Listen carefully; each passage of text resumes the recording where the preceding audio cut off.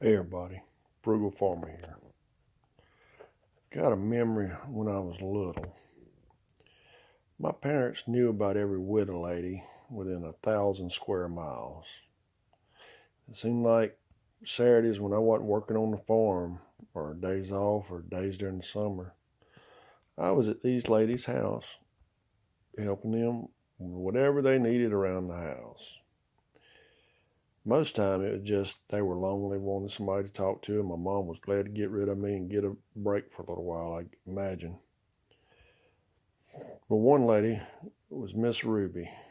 I knew Miss Ruby from since I could remember. Her kids were grown and she loved having me around. And she made the best scrambled eggs.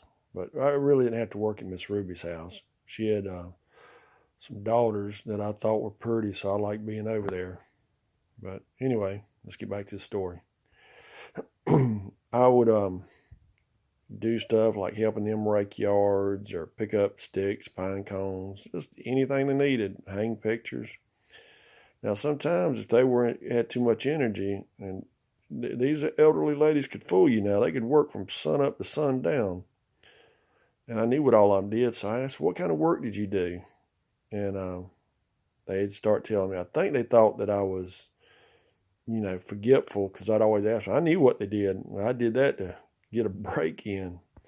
But they were always nice to me, and a lot of times they'd have me breakfast. They'd want me there for breakfast. They'd have me lunch. Most time they'd tell my mom just to wait till after supper to come get me. I just visit with them after we got done working. We'd eat supper together, and I'd go home. Well, there was a man who lived next to one of the ladies, wanted me to do some work for him. He had moved here, and my mama didn't know him. So my mama launched an investigation and determined that it was all right for me to go there and work. Well, I got there, it was 7 o'clock. When we got started, I tried to chit-chat, and he wasn't having that. He worked me. I raked. I was surprised I didn't set the yard on fire the way he had me raking. And I hardly couldn't catch a breath. He had something else right behind for me to do. And it was payback, not necessarily from him, but he believed in getting the job done. Well, for lunch, he bought me a pack of nabs. That's what we call these type crackers on your left there. And they make them different types, We'll call them all nabs. If you ask anybody in the South you want a nab, they know what you're talking about. And he bought me a little Coca-Cola. I had time enough to swallow that, and it was back to the races. Well, we worked on up till it got dusk dark. And my mom came and got me, and she knew I was mad, and I really didn't say nothing. So she said, what's wrong? I didn't say nothing. She said, did he not pay you? I said, yes, ma'am. He gave me $1. That's where the problem come in. Because not that I was, not that my labors were worth that much, but, most time these ladies, they'd pay me like $5 to help them during the day. And I was glad to get it. Don't get me wrong. And no regrets on working for $5 a day, but $1, and he had drugged me. I figured I was at least worth $5. That was the most I'd ever made, so I figured $5 for that day. Well, he called again, wanting me. And just so happened I looked up to hear that conversation. My mother informed me, so I'll be happy to ask him, but I doubt he'll ever work for you again. And he acted surprised. He said, why is that? He said, well, you worked the boy from right time he got there, and he got a 5-minute lunch break, and you gave him $1. He said, well, he didn't say anything. And he said, no, he knows better than say anything.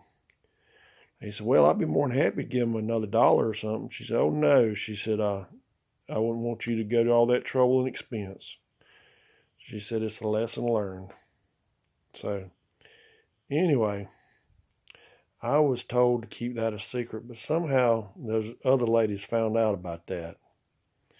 And the one of them that had talked with my mom and said it was all right for me to work for him, boy, she was livid.